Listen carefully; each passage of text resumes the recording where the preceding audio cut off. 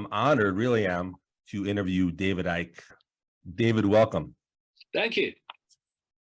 Let me ask you a few questions just to get right into it. So my first question is, when it comes to the global elite or the Illuminati or whatever we can call them, and I'm sure you've discussed this before, but how did they come to power and how do they remain in power?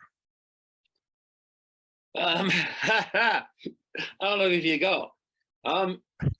Well, I started off researching this coming up 33 years ago.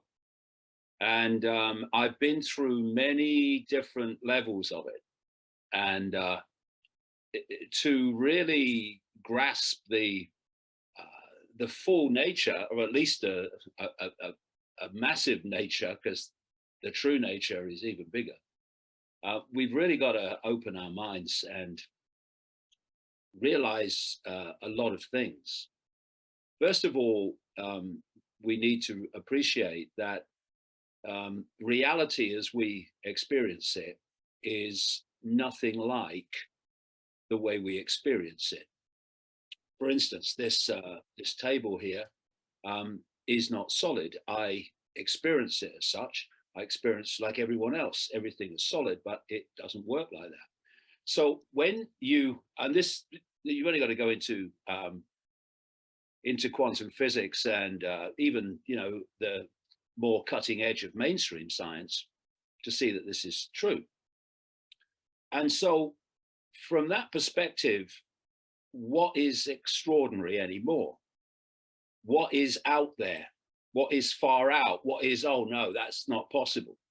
What's left when we're experiencing a so-called physical world that isn't actually what we believe it is and experience it as such? And one of the greatest ways, in fact, the greatest way that this network that I call the global cult both imposes its will and maintains it is by keeping the population in ignorance of everything they need to know to understand what's actually happening. And so we have two worlds in the same world, really. We have the world of this global cult. What is that? That's a global network of secret societies, all of them compartmentalized, so only a few are really in the know, even then. And knowledge is passed across the generations of this cult through the compartmentalized levels of degree of the secret society network. So like I say, only a relative few, even of them, know the full picture. And the two things, or the two areas of knowledge that are most important to pass on and keep from the population is A, where we're being taken, how and why, and B, the nature of the very reality that we're experiencing. Both of those have to be kept from the population for the power of this cult to be maintained. And then you've got the other world, which is the world of the population. And that world is strictly controlled in terms of information. And when you look at the research and the background, it's the elements of this secret society, in this case, in terms of education in America, the Rockefeller family, that have actually created what we call the education system. And it's basically the same all over the world. What is that? It's the control of information from the earliest age, where you are constantly, you come into the world, you're influenced immediately by your parents, and they've been through the programming system you're about to go through. And then at a very early age, 4, something like that, you find yourself sitting at a desk with an authority figure representing the state and representing the version of everything of the state called the curriculum that is telling you what is, what isn't, what has been, what's possible, what's not possible. They tell you when you have got to be there, when you can leave, when you can talk, when you can go to the toilet, when you can eat. And this starts from the earliest age. And then you come through this system where through schools and universities, colleges, you're constantly downloading the state's version, i.e. ultimately the cult's version of everything. Then you come out into the world of work and you're meeting people there and interacting with them every day who've been through the same process you've been through, and most of them have bought it. As a result, what you've been told is reality, history, everything is being confirmed to you by the people you interact with. And it manifests in lines like, everybody knows that, mate. Well, why does everybody know that? Because everyone has been through a system that's told them that. So Well, you've it's got interesting. I just want to interject for a moment. Yeah. I saw a news clip where a woman who was working at a news station was interviewing a gentleman and said to him, "Have you been vaccinated?" And he said, "Well, I don't really feel like saying." And she goes, "Well, let me ask you a question. Let me rephrase my question. Are you a good citizen? Have you been vaccinated?" And of course, it kind of reminds me of what you're saying. Like, she came up through this system, so she's just been brainwashed that, of course, a good citizen just gets vaccinated, almost like it's matter of fact.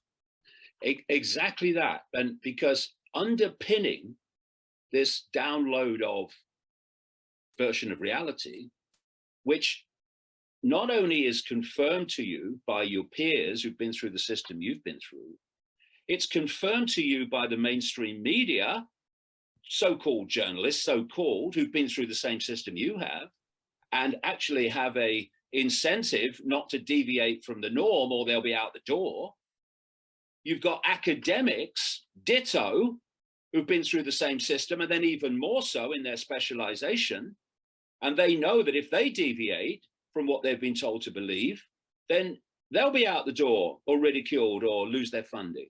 You've got doctors in the same situation, scientists in the same situation. So what you have is this carrot and stick system. And this is the foundation of the control, if you look at it, in which you are told what to believe. And this is downloaded every day, hour by hour, through the various communication sources, including education. And then you have a serious incentive, even more so that now than ever before, of course, when you see the consequences of speaking out against the narratives, that there are big consequences for you if you challenge what you're told to believe. Let me ask you this. Presidents and prime ministers and people like that, whatever their actual title is, people who are ruling countries, who is pulling their strings? For example, if there is, the Rothschilds, the Rockefellers, the Illuminati, the global elite, how many steps away are they from a president of the US, a prime minister of another country? How many layers are there? Or are they telling them directly? Like, for example, is someone calling up Biden saying, "Look, Joe, this is what's next"? Or are there layers between him and them? Well, in terms of Biden, they're just doing whatever they want. And he's just signing the papers. I mean, obviously, that's a really extreme example, Biden. But, if I just lay out very quickly the structure that those questions can be answered. The thing that people have to believe to keep the truth from, and that's what this control of information from education, media, all of it is about, is that life is random, that events in the world are random and they're not connected. Because once you see they're connected, then the question becomes, well, connected to what? Connected to who? What's happening? So you have to think they're random, when actually they're fundamentally connected. And I explain very quickly how this works. If you could imagine, if people watching could imagine the world, the globe, with a spider's web around it. And in the center of the spider is, or the center of the web is the spider. Now, the spider remains in the hidden. You don't see that. But from the spider comes this global agenda played out through these many and various expressions, whether they're governments, banking systems, World Health Organization, whatever. The strands in the web immediately around the spider are the most exclusive secret societies. Many of them don't even have names, makes them harder to track. And the people in those secret societies will know pretty much the big picture, not necessarily all of it, but the big picture. As you come out from the spider, you then hit the secret societies we do know about. People may, well, they don't, they're not supposed to know what they're doing and how they're doing it, but they know they exist. I'm talking like the Freemasons, and I mean the inner core of the Freemasons, not Bill and Joe down the local lodge. You look at the Knights Templar, the Knights of Malta, the inner core of the Jesuit order, Opus Dei, etc. All these different secret societies. There are many various ones, of course, the infamous one in America called the Skull and Bones Society, based at Yale University. Used many presidents, not least the Bushes. So you come out from the spider, and you're now hitting the secret societies we know about, but we don't know what they're discussing and what they're orchestrating. Though if you research it for 33 years, you get a better idea. And then you come out and you meet a point in the web that I call the cusp. This is where the hidden part of the web meets the scene, the everyday life. And at this cusp, you've got secret and semi-secret, overwhelmingly, organizations. In other words, we know they exist, but we don't, most people don't know what their agenda is. I'm talking the Bilderberg Group, the Council on Foreign Relations in America, the Trilateral Commission, the Club of Rome that was created by this cult in 1968, specifically to exploit environmental concerns to justify centralization of power. This is where the whole global warming hoax came out of. And also in this cusp area, you have what is now an absolute explosion of what are called non-governmental organizations, NGOs, and think tanks. And again, these are all compartmentalized, so most of the people in them won't know what they're part of, but the core does.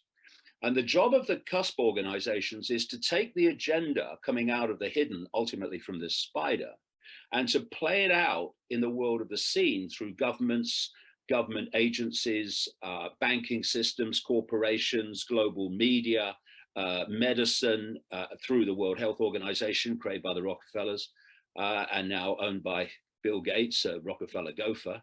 It all connects in the end. And so you've got the IMF, the International Monetary Fund, you've got the European Union, you've got the United Nations that was created by this cult to justify centralization, more centralization of power. So you've got the United Nations building in New York that's actually built on land given free by the Rockefellers. Imagine how what a gift that would have been in terms of value. And so then you come out into the world of the seen. And at this point, the public have to see everything as random and everything as unconnected. They have to see the Silicon Valley corporations as different to the World Health Organization. They have to see the so-called regulatory agencies of government that's supposed to regulate the pharmaceutical cartel as different to the pharmaceutical cartel. But this is where the pennies start to drop. And so many things are explained, not least in what we call the COVID era. If you go deep enough in these organizations, Facebook is the World Health Organization. The World Health Organization is the American government, is the British government, the French government. These governments, in terms of their control, are the banking system, are the corporations. Because if you go deep enough in these organizations, whatever they are, you meet that level of them that attaches to this web. And at the level of the web, they're all one unit. Now, I just want to interject one thing about Facebook that I've always found, excuse me, interesting. When it comes to the so-called fact checkers, which we all know is a joke, but it's amazing. Let's just say someone says something that is pro-vaccination. The fact checker won't say anything. If someone says something that seems to be anti-vaccination, the fact checkers are all over it. If someone says something about the climate and it's not what Facebook likes, there will be a fact check about the climate. Now, again, the thing that I find so interesting about that is that your average citizen is so hypnotized and brainwashed, kind of going back to what you said 10 minutes ago, even from elementary school and getting this indoctrination, it doesn't even occur to them. Like, they actually think, no, these are fact checkers. It doesn't even occur to them that Facebook is saying, no, these things you're allowed to say, these things you're not allowed to say. And if you don't, and if you do say the things you're not allowed to say, we're going to pretend you're allowed to say them, but we're going to fact check them to completely dismiss them. And it just seems like, regardless of what side people are on, they're just mindlessly just, oh yeah, okay, well, just it's like it's serious stuff, but it just seems like people are just looking right over it. Well, you have raised a very important point, and one which illustrates what I'm saying. What are the chances in a world of 8 billion people, with all these different organizations that appear to be unconnected, that they all sing from the same song sheet?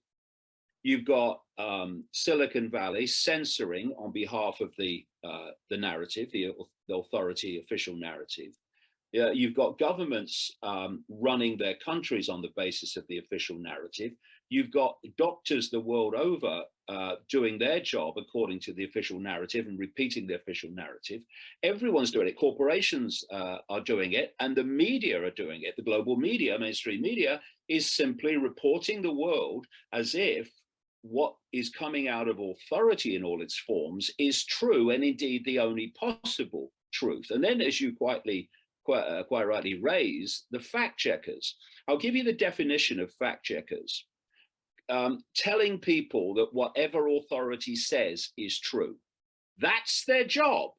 And I've said in some of my books, I'm amazed that people can wake up in the morning working for fact-checking organizations and go to work every day with one intention only: to survive in their job. And that is to undermine anyone or anything that challenges the official version of anything, and to confirm the official version is true. That's all fact checkers do. And because they're not fact checkers, they're narrative checkers. That's what they are. And so, to give you quickly 2 examples of how this unity at the web level operates. When the World Health Organization came out with the COVID narrative from the start, the Silicon Valley corporations like Facebook and so on, they, and YouTube, owned by Google, they announced that they were going to censor posts that challenged or undermined the World Health Organization version. Every time you say World Health Organization, I just laugh at that title. It's a hilarious title. Like, I know. as if the World Health Organization has anything to do with people being healthy. Hilarious title. Nothing at all. See, it was created in 1948 as part of the UN. The Rockefeller massively installed UN along with the Rothschilds and others.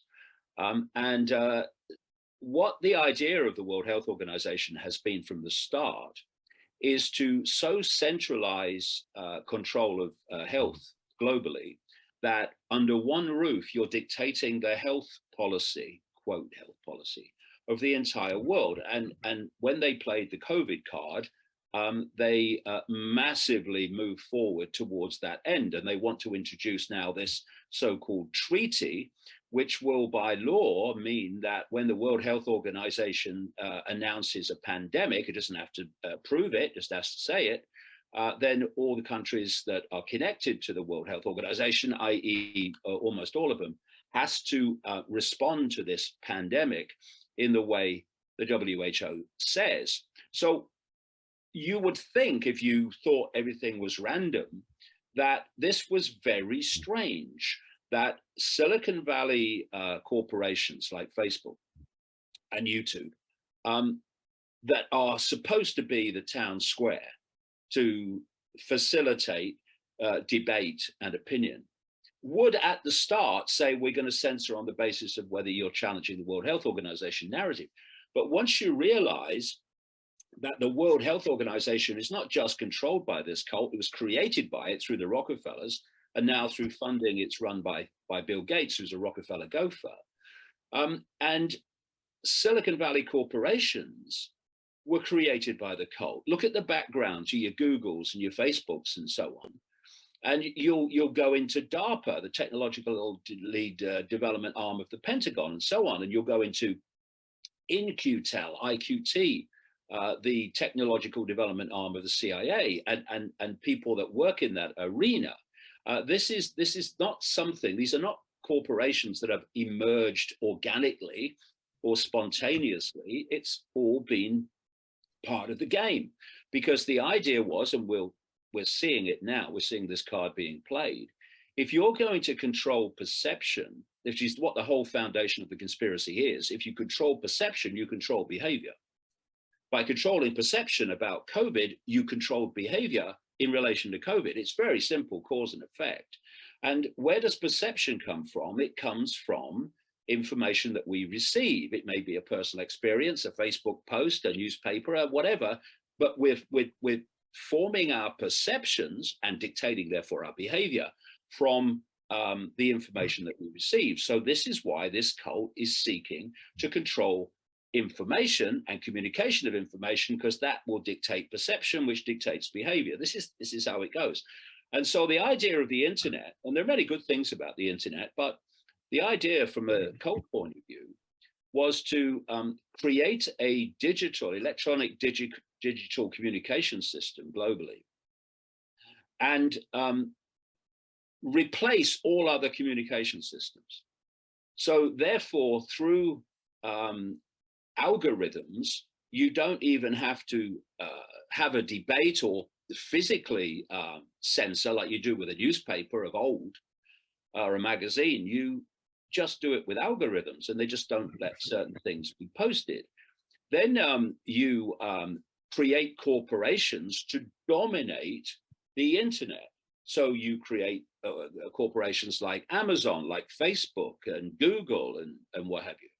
And you allow at the start, this is the scam, throw the fishing line out and then pull it in, which is happening now. At the start, you allow the free flow of information. You have to, because if you don't, people won't use it.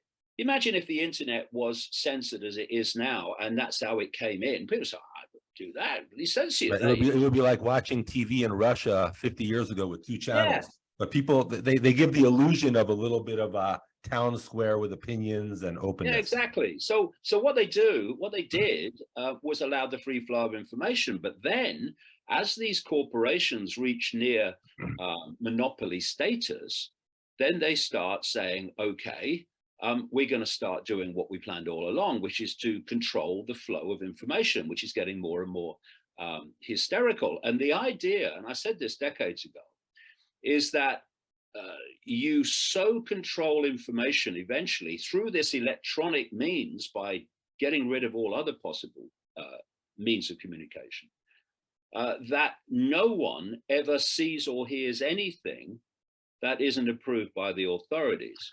Let me ask you a question. Let me ask you a question. You said a couple times in the last few minutes about how randomness,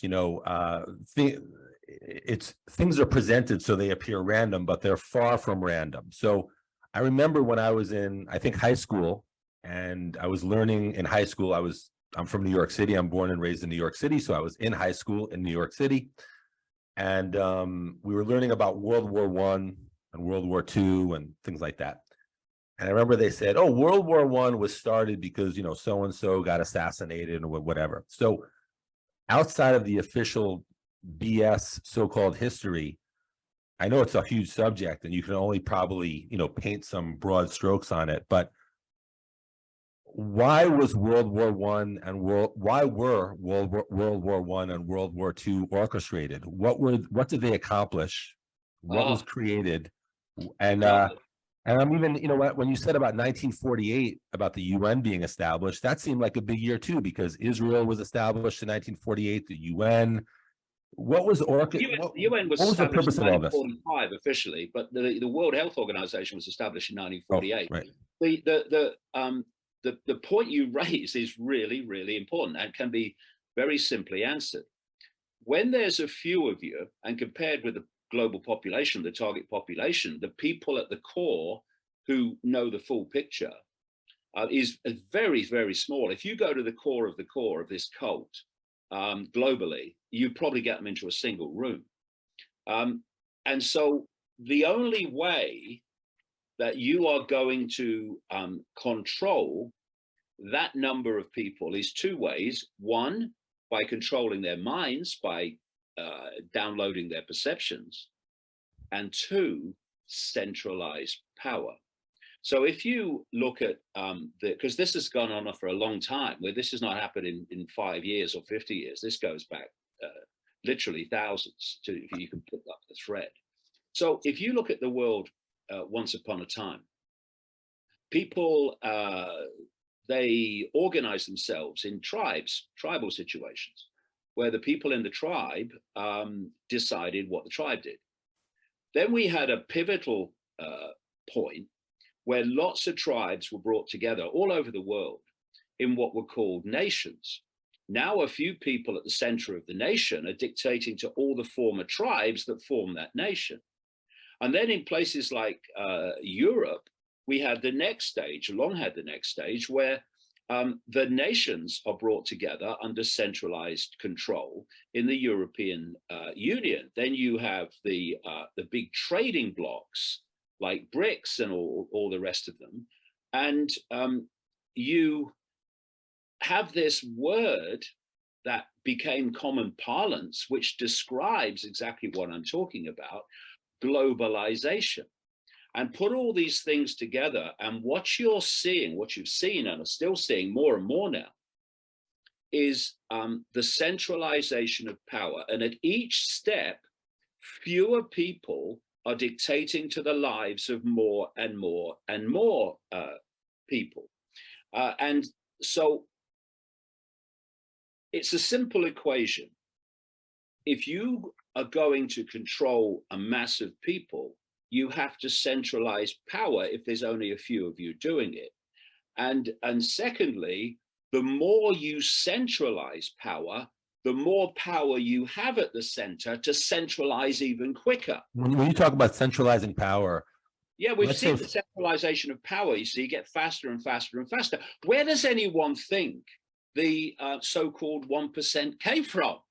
The constant centralization of power, and through that, the accumulation and control of wealth and resources. So let me ask you this. Let's just say, for example, there's an election in the US in 2024, and Trump is going to run, Biden is going to run, supposedly whoever else is going to run. And obviously there are people on both sides who are very emotional about who they want to win. So what I want to ask you is, since there's a centralization of power well beyond the so-called US president, does it even matter, is my question. If Trump gets elected again or Biden gets elected again, does it matter because the people pulling the strings are so far above them that doesn't make a difference? Or somehow it does matter because one of those guys can do something significant despite the Illuminati? It matters in a small way if you get certain kinds of people with certain kinds of mentalities in positions of power. And what I mean by a small way is this. You look at the agenda that's going on in America now. In fact, it's going on in the world, which is the destruction of Western society. This is why they've opened the southern border of the United States. The destruction of the economy. This is what lockdown was designed to start, and now the massive increases in not least caused by inflation, but also energy prices have continued that dismantling of the economy. And if you dismantle the economy, you create dependency on authority, and you create dependency on authority, you give control of your life to authority. And this is what this is about. It's creating dependency, and dependency always equals control of those who you are dependent upon. So if you look at the Biden administration and the natural supporters of what we call the Democrats, laughably in America, they have no problem, overwhelmingly, some of them might, some of the more extreme levels, but most of them don't have a problem with the agenda, what's called the woke agenda. So Biden gets no pushback from his natural base.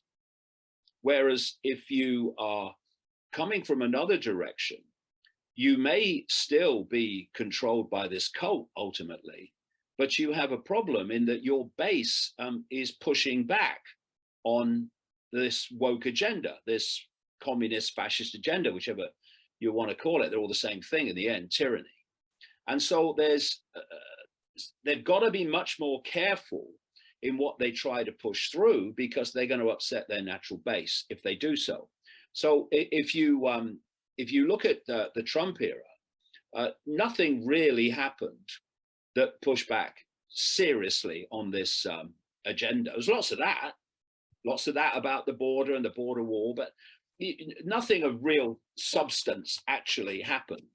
But is that because a guy like Trump was naive and thought, no, I have certain channels to make certain changes, but he didn't realize till he got there that those channels were not as cooperative as he thought? Or did it mean that he didn't really give a damn? He just wanted to be president and say what he wanted to say? Or was it something else that made him not as effective as maybe people thought he would have been? Well, I said it when he was running for office before he became president, that he's being brought to power to divide America. Now, we can debate whether he knew that, but he was.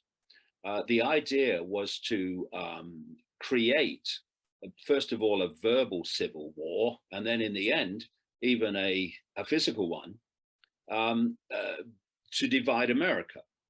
So there was a guy called Linsky, who was a radical, I guess you'd call him, out of Chicago. And he was been followed by people like Hillary Clinton and Nancy Pelosi and Barack Obama. And he wrote a book called Rules for Radicals. And in that, he described how you transform a democratic society into a communist one. And one of the things really hit me when I read it. He said, don't blame or point the finger at faceless corporations or bureaucrats.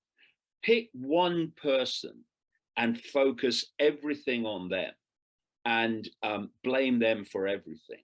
And it's like the Nazis used to say with people like Goebbels, keep your propaganda simple so everyone understands it. Speaking of propaganda, I'm wondering about, sorry, continue. Sorry. Okay. So I've wondered about this. This is very subtle stuff, and I've wondered about it. And if there's anyone I really want to ask, it's you. So I'm glad I'm having the opportunity to get your input on this. When you look, there's little clues. Like, for example, I remember seeing a clip from a movie from, I think, 1981. It was just some random movie. It wasn't even some deep movie. But there was a scene in the movie, which apparently is approved by Hollywood in some way. It is a feature movie where some character pretty much describes in 1981 what you started describing in the 1990s. But it's a fictional movie. It's almost like he's just saying, like, I think this is going to happen. And the other character in the movie saying, oh, really? You think it's going to happen? Basically, he gave a 7-minute speech kind of summarizing a book you wrote 18 years later. That's number one. Number two, Jim Carrey will come on like Jimmy Kimmel and say, you know about the Illuminati. Don't pretend you don't. And Jimmy Kimmel's saying, oh, this guy's obviously crazy. He obviously has psychotic problems. And then there's all these little hints. I even wonder about George Orwell, 1984. I read 1984 when I was in high school. And I even wonder, wait, was George, I'm not saying he was, of course, I have no idea. But I even wonder, excuse me, was George Orwell just an insightful guy who saw what was coming? Or was he actually maybe part of that, or having his strings pulled by that group to kind of lightly introduce these things. So then when this stuff actually happens, there's some place deep in our subconscious that is not so shocked by it. Matter of fact, I'll just add this. I think it was in the Denver airport. I may be wrong about the airport, but I think it was in the Denver airport in around 2001. They drew this very big mural, an art mural, as you're walking through the airport. I've seen it, yeah. Right, which, if I'm not mistaken, was a mural of essentially what happened with COVID. They just drew out in pictures the so-called COVID scam, or whatever someone wants to call it. So my question is, are these Illuminati, are these people at this very small elite, are they kind of giving little hints to normalize it a bit, but at the same time, most of these hints are mocked, like a Jim Carrey coming on and saying what, some of these same principles, but he is looked at as maybe a little off.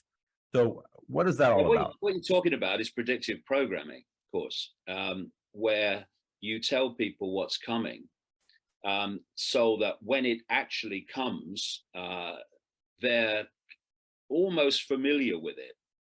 And what you've seen in the last 20 years or so is one after the other of dystopian type movies that are portraying the very society that this cult wants to bring in, and is in the process of bringing in now, as if you look around the world. And, if it came in out of nowhere, people would go, what's going on? Because it would be so unbelievably different to what they'd had before. But if you can start to filter in images, books, whatever have you, about what's coming, then you can prepare them subconsciously, and almost you are making them almost familiar, like I say, with it. And so it's less about, oh my God, what's happening? And so, people like me are in a position where you have to reveal what you've uncovered, but you've got to keep saying, as I do, that it doesn't have to happen. It doesn't have to happen. It really doesn't. The 8 billion people can't have their lives controlled by a relative handful unless the 8 billion cooperate, which is why taking our minds back, taking our perceptions back, questioning everything, refusing to comply with our own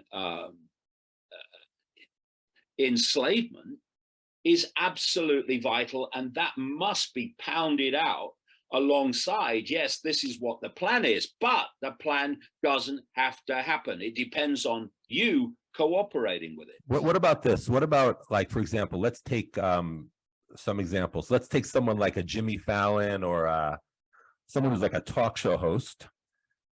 And I don't know for sure, of course, but let's just say they're totally restricted in what they do and say, and they have to just stay with the party line. Let's say there's someone else like London Real who interviewed you. Obviously, no one appears to be pulling his strings because he's having you as a frequent guest. I'm curious about people who are maybe in the middle of those, someone like a Bill Maher, who I know you met at one point, or like a Joe Rogan. How much do you think they are a little in fear for their own welfare because they don't want to go too far from the narrative at the risk of their shows or otherwise? Or how much do you think people like that are just doing what they're doing and saying what they're saying, and there's no one really in their ear telling them what they better not say or they should or shouldn't do? Well, I think it's a mixture of lots of things. Some major players in the media and the entertainment industry, in fact, more than a few, will have sold their soul. They would have been co-opted and be knowingly doing it. And then you have the great swathe of people in society, and even more so now, as I say, with the consequences of challenging the narratives, who just know that if they go across a certain line, then there are going to be consequences, and they're consequences they don't want. So you've got some who push to a certain extent, but they know that if they go further, then it's not going to be good for them. And so they pull back and they stay in a certain eddy, if you like, just going round and round. They won't go further down the rabbit hole. And then you have others who simply haven't got a clue what's going on in the world. I mean, the useful idiots are absolutely useful to this cult. And you'll notice, especially in the COVID era, if you look around the world, how many absolute morons are in positions of power and political power around the world. There always have been, lots of them. But I mean, now you look everywhere. And again, if you go back to this cult structure, and the question you asked earlier about, where are politicians in this structure? Well, they're gophers. They're gophers. They're here today, gone tomorrow. Gophers. None more obvious than Biden, who just signs the papers, like I say, and other people are running the country. But the people running the country, let me just interject, the people running the country and putting the papers in front of Biden to sign, who are they answering to? They're answering ultimately to this cult. This cult, you've got the spider, and then you've got the compartmentalization coming down through the web, different levels of this cult hierarchy. And they will answer to this level of the cult hierarchy. They'll answer to this level, their answer to this level, but ultimately the spider is dictating everything. So what we've seen, for instance, and I've been talking about this for decades, but now, because it's becoming more and more obvious, they have a name for it. They're giving it a name. They've called it the deep state. The deep state became more prominent in people's awareness in the Trump administration, for instance. And what is the deep state? It's an amalgamation, a collection, a network that goes into the FBI, the CIA, the National Security Agency, the Justice Department in America, same in other countries around the world. And they're ultimately working to the same agenda. And so someone who is a politician will be at the end of this. And these politicians, if you talk about presidents and prime ministers and leaders of political parties that run countries, well, you have to attract fantastic amounts of money to run for office. Take the American president. How much money does it take to run for office? Where does that come from? It comes from elements of the cult who are dictating who is going to represent this party and who's going to represent that party. And this is why, and they have one of the two that they want more than anyone else to be the president in America's case. But the other one's not too bad either. But there's one they really want. In the case of Biden, they wanted Biden after Trump because it was an open book to push this agenda on with no pushback from his natural base. And so they rigged the election quite blatantly to make sure that Biden won the election, because they do that these days. How much do you think Donald Trump, the person, understands about everything you said today? Well, I've looked at Trump's background, and he's not someone I would trust to drain the swamp, because he spent his life swimming in it. And so I've always been very doubtful about him.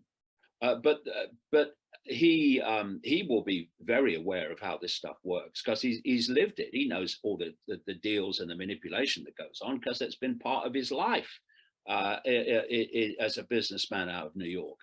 But when I saw that he was running for office right at the start of the primary season, I thought, well, I'm going to watch this guy and see where it goes. And there were nearly 20 other candidates at the start. And I watched them disappear, and I watched him continue.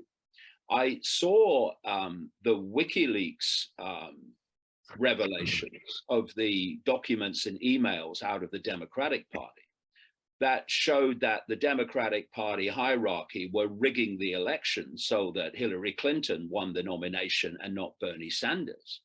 And I'm looking at that and I'm thinking, I keep being told the Republican hierarchy doesn't want Trump. well, if the Democrats can rig it, so can the Republican hierarchy. And I kept saying, oh, they don't want him, they don't want it, but he just kept going on, and eventually won the nomination. And when he won the nomination, I thought he's going to win the election. He's the chosen one here. And like I say, that's not necessarily because we want Trump because he'll do everything we want, but we want Trump because we want this figure that everything can be focused upon to divide America. And if you look at the Trump presidency, that's what happened. I'm not saying it was even his fault in so many ways, but it was presented in a way that he was Satan incarnate. Let me ask you this. Let me ask you and then this.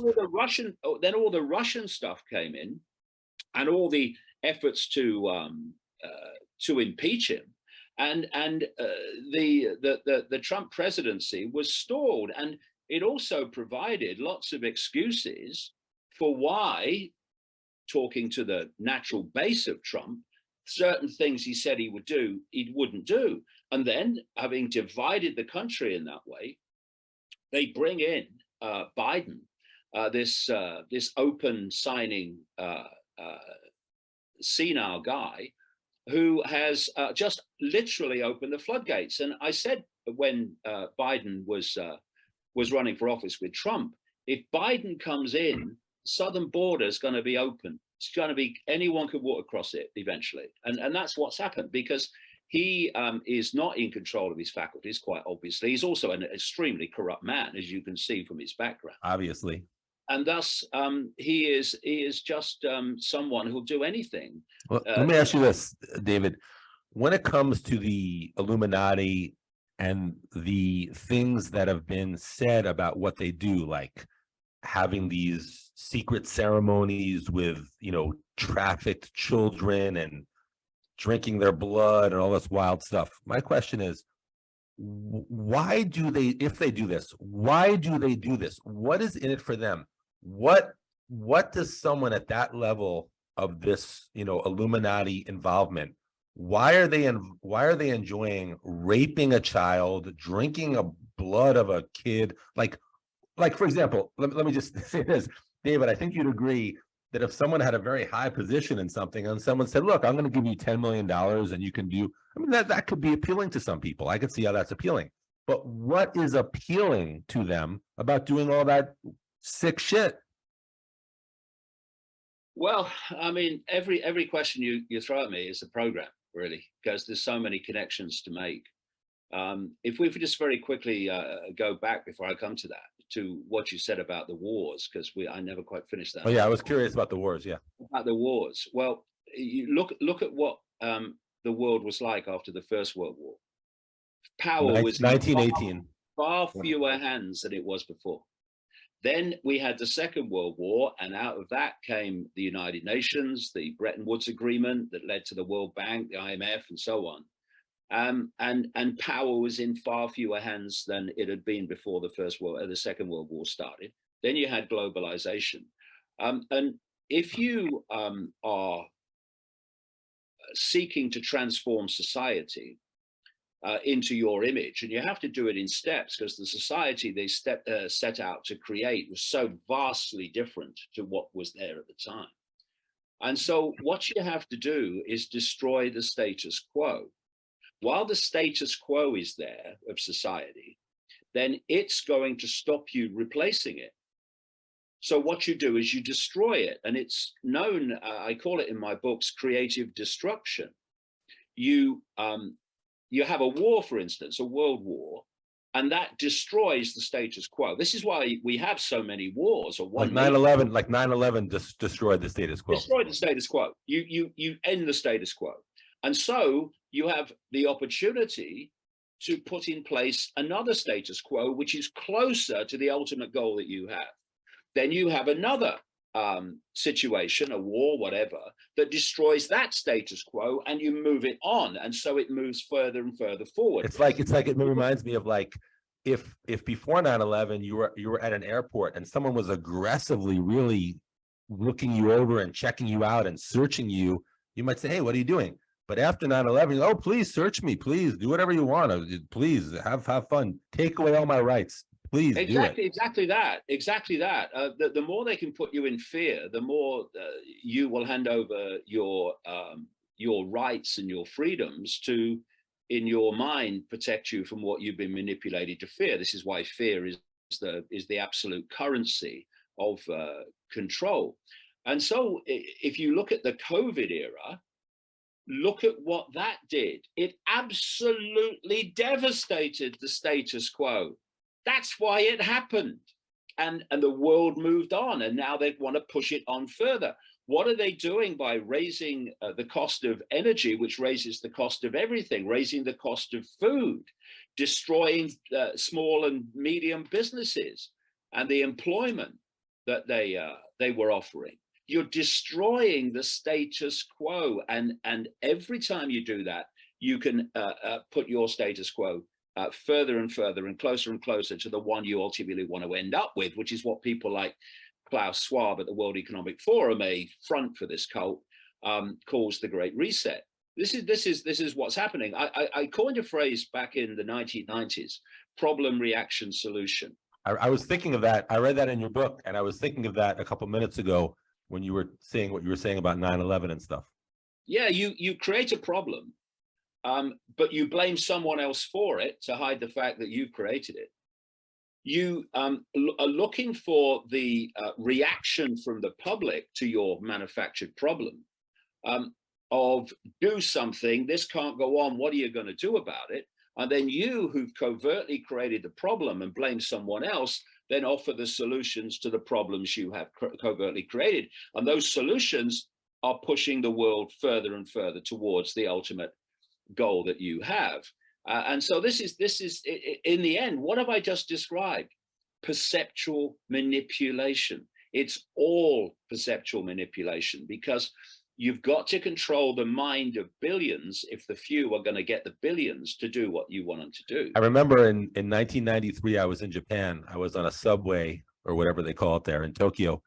And I saw someone wearing a mask, because actually the Japanese culture, if one does not feel well, they do wear a mask. So, if there was 1,000 people on the train, one person did have a mask. I guess they felt well enough to go to work, but they didn't feel 100%. And I remember thinking, oh, it's pretty odd, someone with a mask. Okay, I guess that's cute. That's what they do in Japan and probably other places. But obviously at the height of COVID, you were walking around certain parts of this world and you didn't have a mask because everyone was hypnotized in this nonsense. You were ostracized or worse.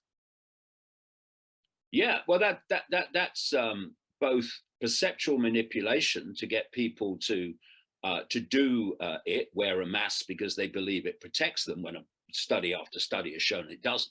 Of course it doesn't. And also, you've got the other side, again, the classic double whammy, where you intimidate those that have seen through it so that they can form anyway. And, we have three types of people in the world. The first two types of people are responsible for every tyranny. And they are a mentality that just does what authority tells it without question, like the authority becomes its mum and dad. And then you've got the second group, which is that which can see that actually they're being lied to, or at least levels of it, but are so frightened of not doing what they're told to do, they do it anyway, even though they don't want to. And those two mentalities have been responsible for every tyranny in history, because tyrannies are not brought in by fascists. There's never enough of them. They're brought in by the population acquiescing to fascism. That's how it works, which leaves the third group, which is thankfully getting bigger, of what I call the renegade mind, which sees that it's being lied to and simply won't cooperate with it and won't stay silent about it either. And that is the group that is being targeted from every single angle now to try to silence them. Because if you want to use control of information to impose a perception of reality, one part of that is you have to stop any other source of information offering another possible reality. So this is why they're being targeted. I don't know if you know, but I was invited to speak at a peace rally in Amsterdam in November the 6th. And 2 days before I was due to speak, I was waiting to go through the Channel Tunnel to Europe at the time. I got an email from the immigration department in the Netherlands telling me that not only was I banned from the Netherlands, but through a system known as the Schengen information system, where you have lots of countries in Europe working to the same criteria for allowing people into their country, that I was now banned for 2 years from 26 European countries. And then Well, they're definitely not subtle. They're not. They don't try to be subtle. No, then they have people like America and other countries that are not in the Schengen group that still use the Schengen information system as their criteria for who they allow into their country. So I'm actually banned from most of the world currently. And that's because I'm saying things they do not want the public to know. That's how terrified they are, because their narrative is so ridiculously flawed and unsupportable by the evidence, what they're claiming, that it's a child's play, really. If you know, It's funny when someone will post something. Yeah, it's funny when someone will post something on Facebook, which, like you mentioned, shows just all the holes in a particular part of the narrative, and then the fact checkers will just put something on it. But the problem is, for them, it's already been the article that's been posted with the facts already says it all. It's already disproven what they've said. But somehow they think if they quote fact check it, it can reverse the facts, but it's too late. But as we said before, if the sheep is reading it, they're okay, the fact checkers, okay, I guess it's all fine. Yeah, I mean, I said a long time ago that if you could look through the eyes of massive numbers of human beings, and you could experience how they're seeing the world and what they're thinking and how they're decoding the world, you would be shocked, absolutely stunned by what they see in a situation compared with what you see. And it's very important, I think, that people who are looking in a more expanded way at what's happening in the world realize that there are still enormous numbers of people around the world who are not doing so. There's actually there's a great quote. I can't quote it exactly, by Gurdjieff. You might be familiar with he was a metaphysical teacher, Gurdjieff.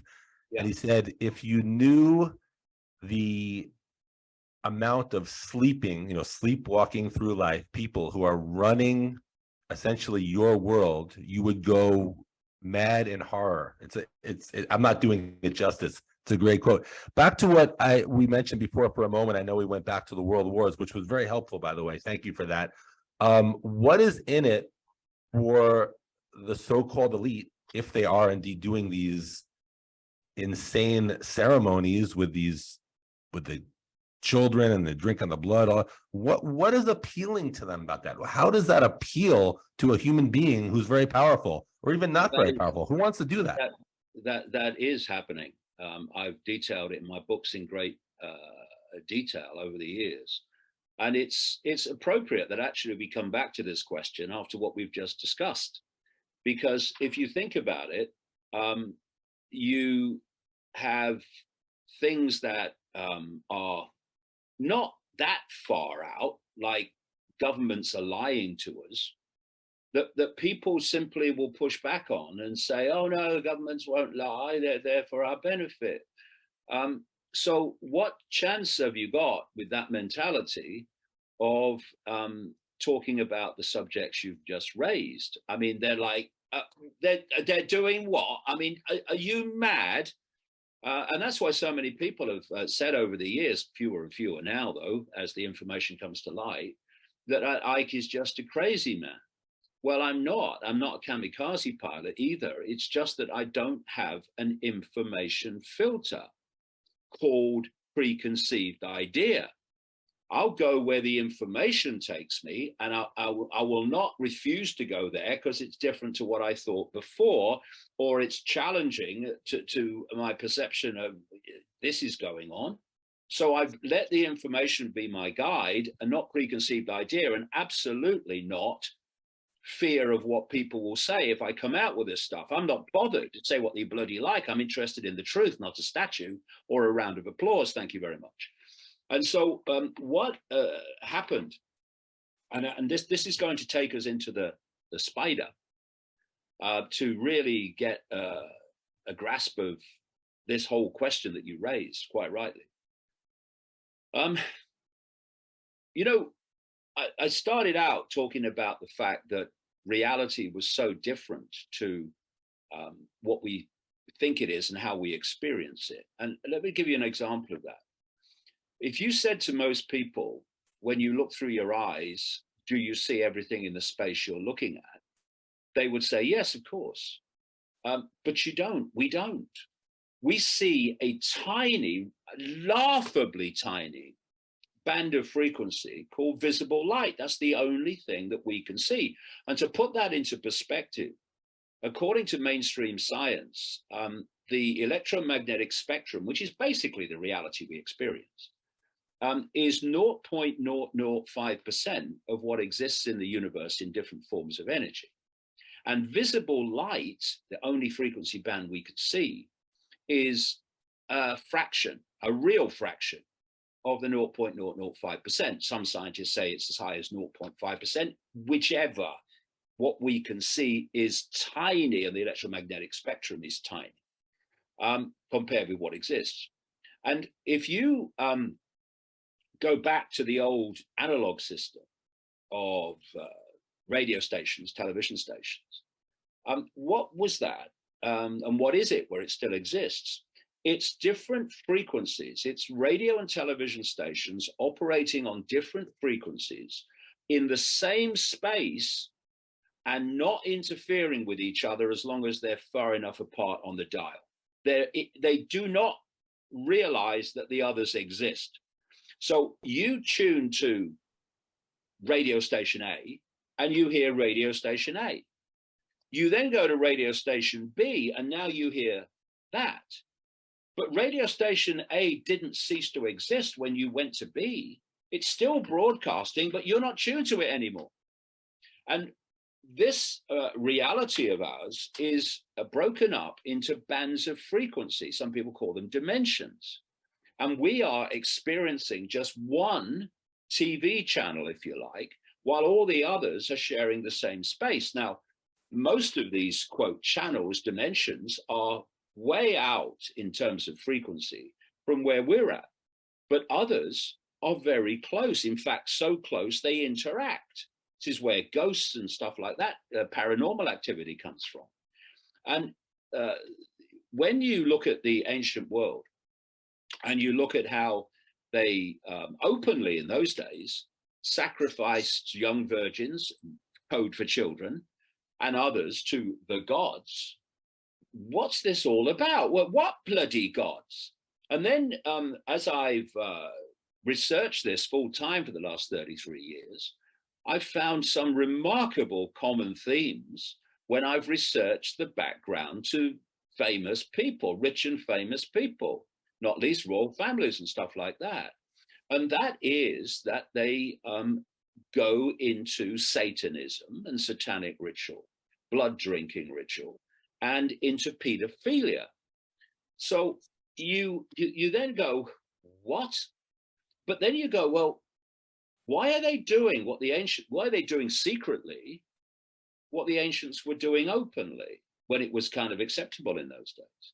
Why are they doing the same thing? And then when you talk to people who've taken part in these rituals, why are they using the same rituals that they used in Babylon and Egypt and places like that? What's happening?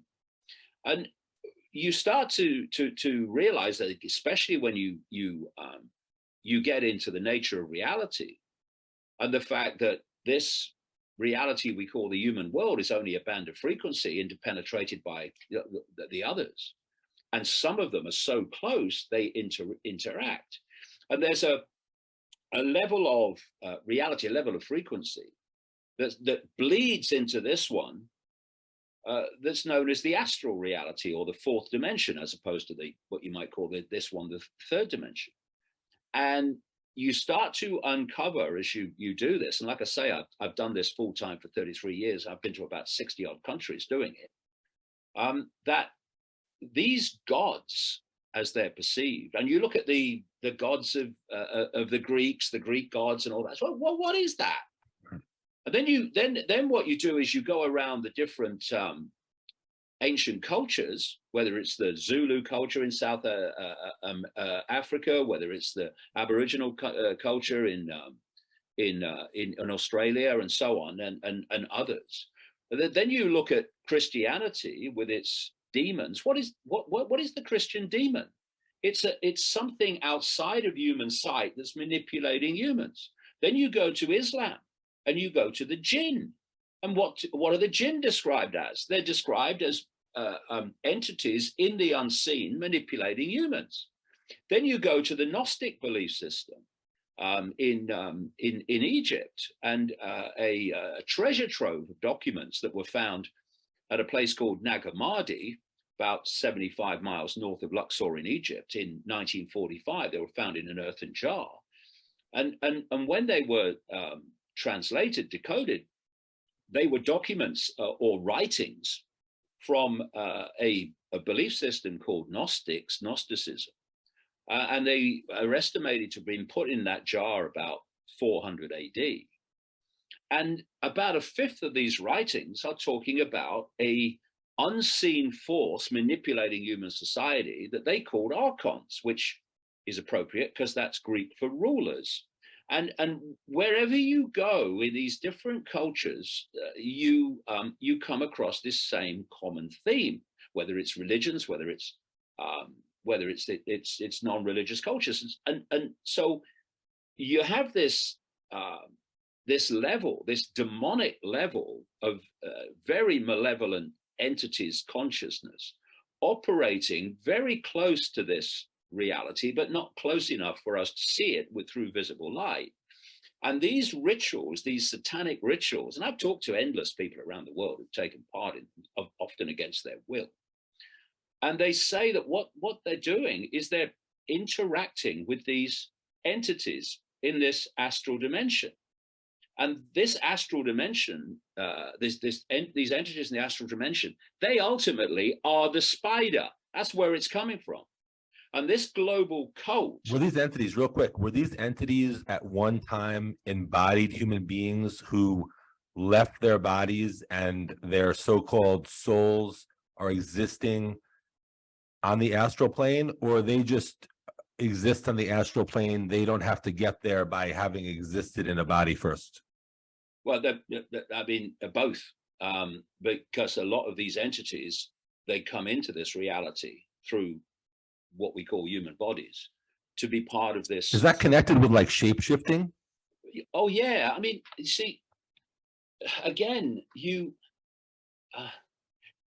see when you get into these deep areas of discussion why it is so beneficial, indeed so absolutely vital, that you keep from the population the nature of reality and how it works. Because if you can keep that from them, that understanding from them, then they are not going to grasp, they can't, if they don't understand that, how the world's being controlled and who by.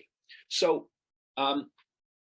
if you look at, I said earlier that this world is not physical, it's not solid, but we experience it as such. So how's that possible? And to understand shapeshifting, this is necessary background. And again, this is mainstream science. It's not pulled out of the bloody ether. The foundation of our reality is actually a waveform information field, in fact, multiple fields. And you can liken that very accurately to Wi-Fi, a Wi-Fi field. What we're seeing, and there's a reason for that too, is that this technological society that's unfolding is actually mimicking technologically the way that we experience reality. So I've got a computer in front of me now, and if you said to people, what is the internet? They would say it's pictures, graphics, words, videos on the screen. Yeah. Well, yes, it is, but only on the screen. The internet doesn't exist anywhere else in that form. Everywhere else, the internet is a Wi-Fi radiation field carrying information, the information of the internet, and its electronic codes and circuitry. The only place it exists as we perceive the internet is actually on the screen. Now, the way that we decode reality is exactly the same. And our computer is the brain. So, and then again, this is mainstream science. What the five senses do, the five senses that connect us through the body into this reality, is to take waveform information, turn it into electrical information. All the five senses work the same way, and they communicate that electrically to the brain. The brain has certain areas which specialize in decoding the different senses, sight senses, hearing senses, whatever. And then what the brain does is put that information together to create the reality we think is outside of us, but is actually in here. What we have, if you like, outside of us is the field of information, the cosmic Wi-Fi field. But in the form that we experience it as, quote, physical, it's in here. And just as the computer, the internet, as I look at the internet is in the computer. It's not here. It's here inside the computer. Same thing, same principle. That brings me to a question. I follow you 100%, by the way. Excellent points. When it comes to tapping into things like maybe a radio station or the internet or whatever, there's two different, I mean, there's more than two, there's many different ideas on this, but there's two particular ideas I wanted to get your thoughts on. Okay. And this is more about just someone's own life, helping themselves or helping the world or something like that. There's an idea, it's not a new idea, but there's an idea that one can use their imagination, picture things, imagine things, and then create those things in their life. It's not a new idea. Millions of people are familiar with it. There's probably 100 so-called spiritual teachers teaching it right now somewhere in the world. This idea of visualizing things, imagining them, and then manifesting them. So that's one of the ingredients one can employ in their life. There's also what's kind of popular these days is the Stoic philosophy, which is like Marcus Aurelius and Epictetus and Seneca, guys like that. It's kind of been a resurgence in the last 25 years, it appears, of this interest in the Stoic philosophy. And the Stoics say, look, there's certain things you have control over, and there's certain things you don't have control over. So just determine what you do have control over and do what you can. And the things you don't have control over, just leave them up to God or the universe. Now, obviously, those appear to be very different ways of looking at life. The first way is to really use your imagination and try to create things, even things that you seemingly don't have control over. And the other way, the Stoic way, is to just leave that stuff alone. I don't even think they're that much into what's called prayer on a religious way, or just imaging things in a non-religious way that I just mentioned. They just want to just do what they can do about what they have control over and leave the rest alone. How do you kind of see that whole world? Well, I think we can imagine anything, but it depends on the scale of consciousness that you're dealing with. Ultimately, while we perceive ourselves as humans and physical bodies, they're just vehicles. It's just a brief experience in this band of frequency we call the world. What we are is consciousness. Ultimately, if you open your awareness to the vastness of infinity, you are an expression of infinite awareness. So infinite awareness is capable of creating anything. So if you are in a state of expanded awareness, how difficult are you going to be to control and impose upon and manipulate perceptually? virtually impossible if you expanded your awareness enough, because you can see it. You see how the dots connect. You can see the panorama, not just the myopia that you're supposed to see to control your perception. And this is why this force, this demonic force, wants to contract our perceptions, because then it contracts our sense of reality and limits the possibility of creating a different reality to the one we have now. Now, this field of information I'm talking about, I call it the field, the Wi-Fi field, the cosmic Wi-Fi field, if you like. It's an interactive system. So it's full of information which is impacting upon us. The frequency that it's resonating on is impacting upon us. If you're in an area of the field that's very low vibrational, well, that's going to impact upon your field, and it's going to bring you into that field if you're not careful.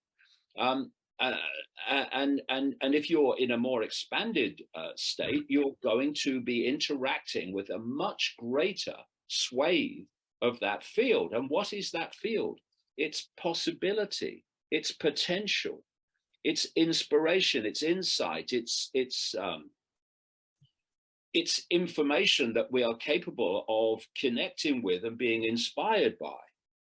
So if you are in a state of self-identity perception, where you think you are little me and you have no power, and you're just doing a menial job and that's all I am, what can I do? I can't impact on anything.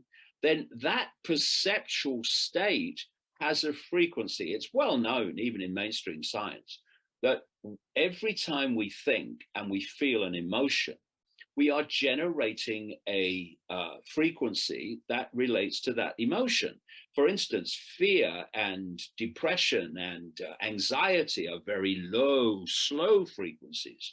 So people in those states, they say things like, oh, I feel so heavy today, I feel so low today. And then when you're feeling joy and love and inspiration, that's a very high frequency. And people say, I feel so light today. It's because the frequency resonating your field is impacted upon your mental and emotional state, collectively called your perception and your self-identity. So if you look at the way the system works in all the forms of information and manipulation we've talked about, they are trying to get us to self-identify with the human body and the labels of a human body, what I call the I am R's. I am our man, I am our woman, I am our this race, I am our this income bracket, I am our this nation or whatever. And when you look at that, they are perceptions of the five senses interacting with this human world.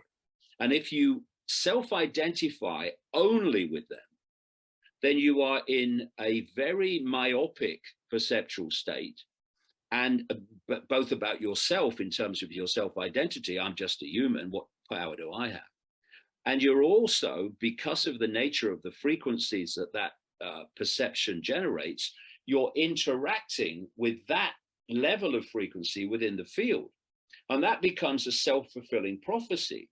What you believe that you are, you experience yourself to be, and you let me add one thing to that and ask you about it. And I'm also going to probably make this the final question, because Tommy asked me to make this 1 hour, which we already went over a little bit, but I would love to talk to you for 5 hours. When it comes to religion, so I'm just going to go over a few. So Judaism is like almost 6,000 years old. Christianity is a little over 2,000 years old. I think Islam is about 1,500 years old. You have Hinduism, which is probably 6,000 years old. Buddhism, a little younger than that. And then I guess some people think Confucianism is a religion, and there's probably many, many more religions. But I just named a few of the Western religions and a few of the Eastern religions. When you said before, I am this, I am that, and you kind of finishing that sentence to kind of like, put yourself in a certain group.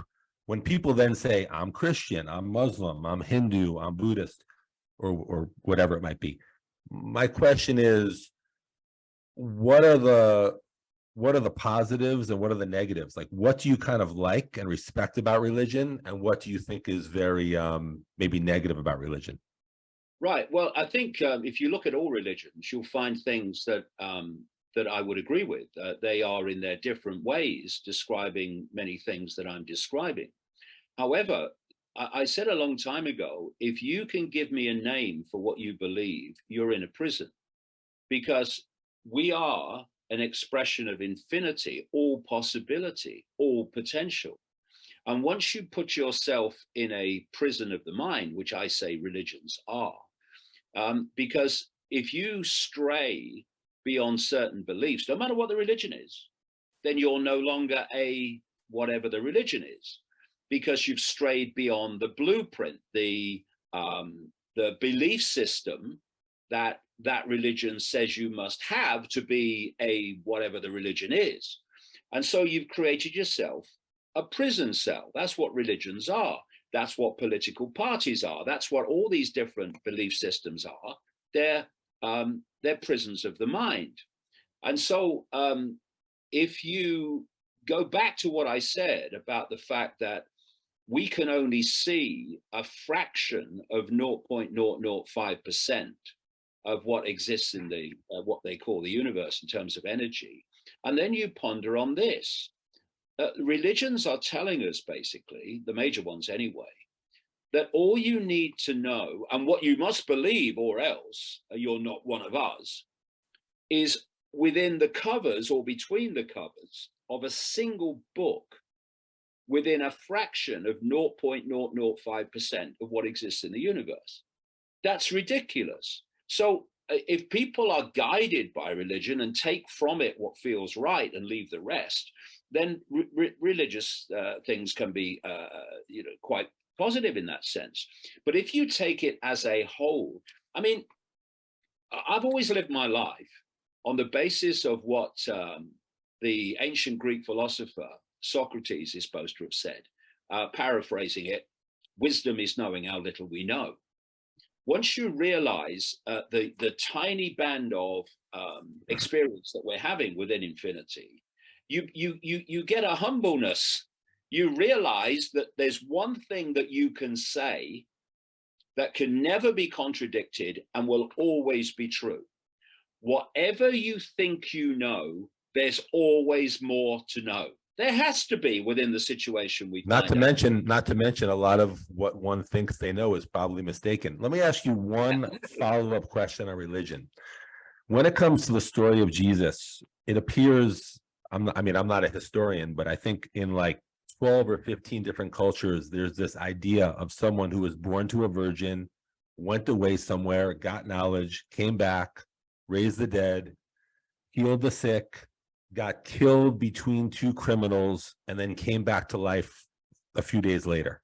So there's this common story that goes across many traditions. And I'm not saying that the fact that story exists across many traditions, I'm not saying it means that Jesus never existed or anything like that. Of course, I have no idea. I wasn't there 2,000 years ago. But what are your thoughts on the accuracy of what we know about Jesus today? I've looked at this in some of the books, and you're absolutely right. The basis of the Jesus story can be found in cultures all over the world. It's a symbolic story, and so many stories within religious books are symbolic, and people who follow the religion are told to take them literally. And thus they find themselves misdirected by taking a symbolic story literally. And, you know, if you go back to, I mean, I've just said already that the way we experience and decode reality is being mimicked now by the technological society that's unfolding, not least the Wi-Fi fields, etc., computers. So I have the benefit of that analogy because people know about Wi-Fi, they know about computers, and thus they can can see the analogy of what I'm saying, and it makes it much easier to follow because of that. But you go back into the ancient world, to the shamans and so on, who were trying to describe reality as they experience it in their other state of consciousness. And they have to use the tools they have at the time. So they're describing symbolically, through symbolic stories, great concepts of life. And what happens is the religions come along, and the historians come along, and the anthropologists come along, and they take these symbolic stories literally. And if I'm not mistaken, David, the whole meaning of the story is lost. Yeah. I mean, if you look at aspects. I just wanted to add one thing. What you said about that part, if I'm not mistaken, in Benares, India, there's a hoof print in a rock where Buddha supposedly rode his horse up into heaven. Now, I guess that's pretty symbolic, but they got the damn hoof print. I think a lot of people believe it. Yeah, well, there's many. I mean, King Arthur is supposed to be buried in Glastonbury Cathedral, or Glastonbury Abbey rather, in Somerset in England. I don't think he is, but it was good at the time for attracting people to Glastonbury. And so, the many of these stories are symbolic, and indeed not symbolic, just made up because it suited the authority or whatever of the time. But the story of Jesus, if you take elements of it, is has many aspects of what I'm saying. I mean, things like, there are many mansions in my Father's house. Well, these are these other dimensions and realities beyond this one. It talks about only through me can you get to quote heaven or God or whatever. Well, only through me. If you take it literally, you mean only through one guy who appeared 2,000 years ago in the Middle East. But if you take it symbolically, what that Jesus character was symbolic of, which was love, which was expanded awareness, then only through expanded awareness can you get to the infinity of what we call a God. That's true. And so there's many things that if you take them symbolically, you say, yeah, I can go with that. But if you take them literally, it pulls you into what? Pulls you into the five senses. Instead of Jesus being symbolic of a state of awareness, it becomes a human being. It becomes a figment of the five senses. So all these different religions have these symbolic stories that are very instructive, but they also have all the paraphernalia and structure and diversions that go with them that take you off the very simple. I mean, when I started awakening to all this in 1990, and I looked around the New Age, and I was looking at the gurus of India and all this stuff, and I was looking at the spiritual teachers, and I was looking at this, and I thought, it's not that bloody complicated. It's not that you have to, drink this tea or this water or go on a quest and all this stuff. Well, if people want to do that, and they want to go on workshop after workshop after workshop, be my guest, great, enjoy it. But for me, it's so simple. If you, and we come back to something I said a few minutes ago about how we interact with this infinite field. If you are self-identify with the labels of a human life, and all that goes with it. And notice how the labels are getting smaller and smaller, by the way. This is not an accident.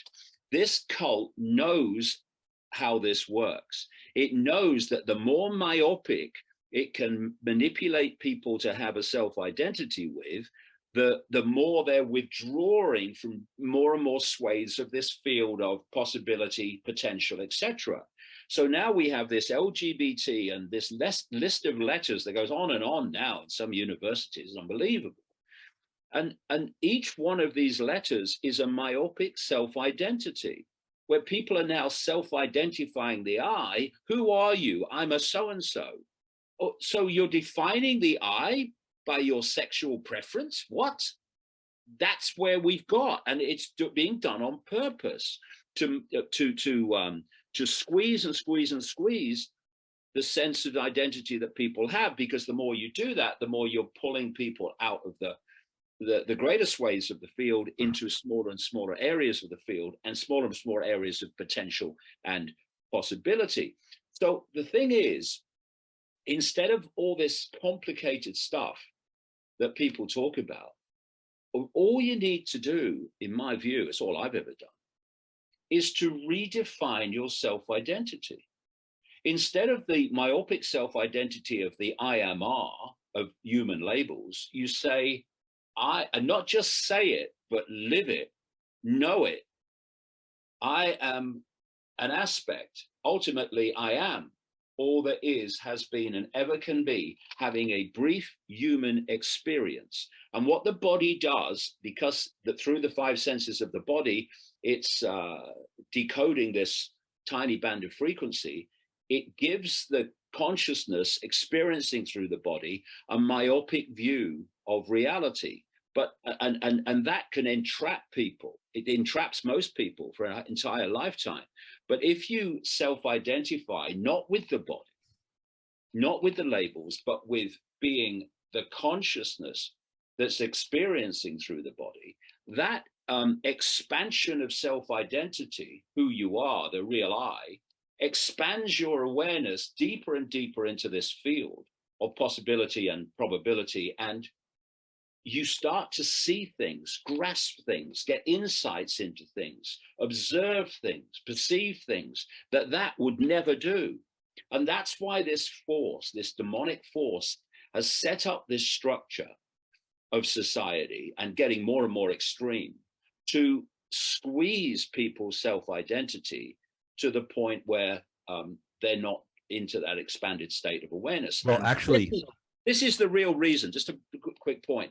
This is the real reason that they now are openly saying that in the period around 2030, they want to begin the process of connecting the human brain, thank you, Mr. Musk, to artificial intelligence, because artificial intelligence is designed to connect to the human brain to become human perception. So you don't have to manipulate information anymore to dictate human perception. Human perception is planned to come direct.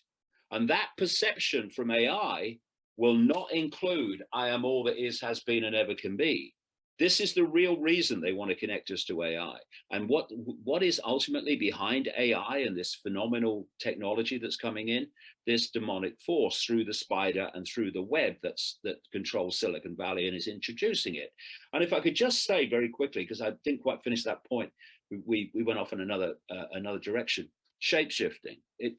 This is the thing, and this really does capture what I'm saying about, like I said earlier, you control what people have access to in terms of information. You can control their perception of possibility. So people would say it's impossible for someone, and I've talked to people all over the world, endless people who have seen, you go on the internet, put in things like reptilian encounters and whatever, and you'll see these stories of people who've seen someone who appeared to be human change into a reptilian or other non-human form, and then often shift back again. And people say that is insane. It's impossible. You can't go from a solid body to another solid body. You can't. And you know what? You can't. But that's not what's happening. We go back to this, what I was talking about. We are constantly decoding waveform information, think Wi-Fi, through the sight senses, which turns it into electrical information, feeds it to the brain, and the brain then manifests the reality. And this reality is not solid, it's holographic. And if you look at holograms, the best of them appear to be solid, and they're not.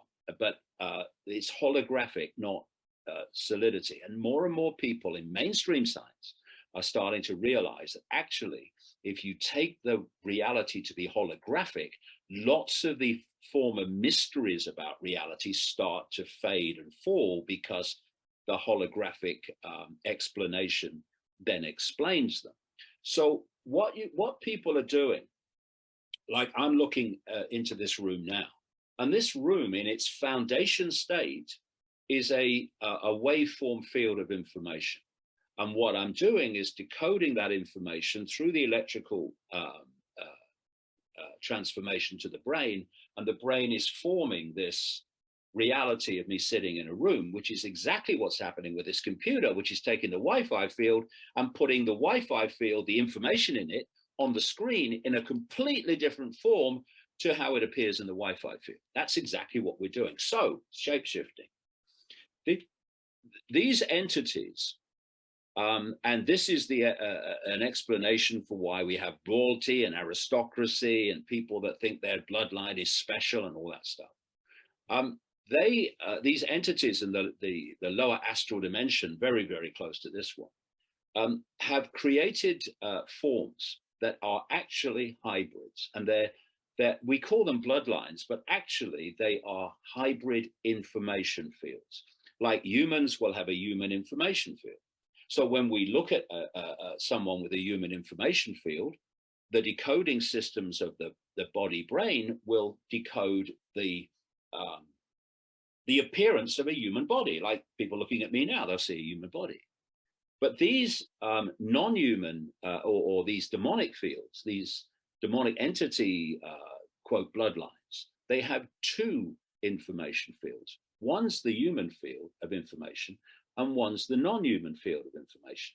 Now, for obvious reasons, think of the Avatar movies, where you have the Blue People Society on the moon, the moon where they lived, and the human military arrive and they want to infiltrate the Navi society, the Blue People Society.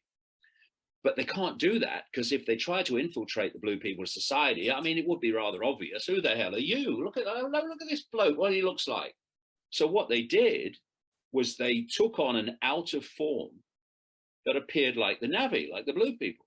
And they infiltrated that society with the Navi, thinking that they were just one of us, until it was, become obvious that something was going on. As it's becoming obvious to more and more humans now, something's going on. And so because they're hiding within human society, they project the human field in public permanently. And so if you see these people, you're decoding their human field, and they look human. But when they shift, which they do in the rituals, and they do sometimes when they don't want to, rarely, but sometimes, then the non-human field becomes the dominant one of the hybrid fields, the joint fields. And to the observer, not literally solidity, to the observer, they are decoding a human field, and suddenly, as this energetic shift takes place, not physical shift, the other field takes over, and to the observer, it appears that someone has changed from a human into a reptilian and back again. But that's not what's happened. They have shifted energetic fields, and the decoding system through which we decode this reality has made it appear to the observer as if they've physically shifted when they actually haven't. And this is why you get this theme of shape-shifting people all the way through known human history. And like I say, I've talked to so many people around the world who describe the same. It's interesting. I remember years ago when Bill Maher was making his movie about religion, I saw the outtakes, the parts of the movie that didn't make the movie, and I noticed that you were in one of them. You guys appeared to be walking down a street. It looked like in the UK somewhere. I think it was in front of a church. And he asked you it was the Vatican, actually. Yeah. Okay. And actually, I loved your answer because he asked you, I saw this years ago. Maybe I have some of the details off, but he asked you something almost mockingly. He was kind of being polite to you, but he was kind of laughing it off. He's like, "Oh yeah, so I'm doing this movie on religion. Now I'm talking to you, and you're talking about like reptilian stuff, and religions are started based on interactions with aliens or whatever." And you said to him something like, "Oh, you want me to explain it all to you while we walk down the street?" Obviously you have to sit down. These are very involved subjects that take a while to lay out properly. So I thought your answer was great. And anyway, it didn't make it in the movie, but just wanted to. No, that was it. That was interesting. The crew or the company that made that film still owe me the price of my expenses. They never paid them. Well, you figured Bill Maher would pay you, but interesting. Well, listen, David Icke. I'm sorry, say it again. I'm still waiting. Okay, David Icke, that was a great interview. I loved it. I think anyone who watches what we just did will love it and learn a lot. So thank you for doing it. Thank you. No problem. I always enjoy having the opportunity to talk about these things you don't hear very much elsewhere, very much to say the least. But I tell you what I've noticed, because I've been through massive ridicule and historic levels of it actually in my life because of all this. But what I'm seeing now, particularly since the turn of the COVID era, is more and more people that would have dismissed it before are saying, well, when you look at it, these different elements of this transformation of human society, it's anti-human, isn't it? All the basic survival things of humanity, what humans need, including changing the atmosphere, which is what they're doing, they're being targeted. Whether it's food, access to warmth, whatever it is, and the nature of the body being changed, not least through these fake vaccines that have been rolled out since 2020, 2021. Every element of human society is being changed in a way that's anti-human. So is it too much to grasp that maybe this anti-human agenda is being orchestrated ultimately from the shadows, literally the unseen, by a non-human force? And more people are saying, well, maybe that's not so crazy anymore. Excellent. Thank you again. Really appreciate it. And I'm going to actually be teaching a seminar in UK this summer. Maybe I'll meet you in person, which I would love. Okay. Okay. Thank you. See you soon. Thanks for everything. Bye.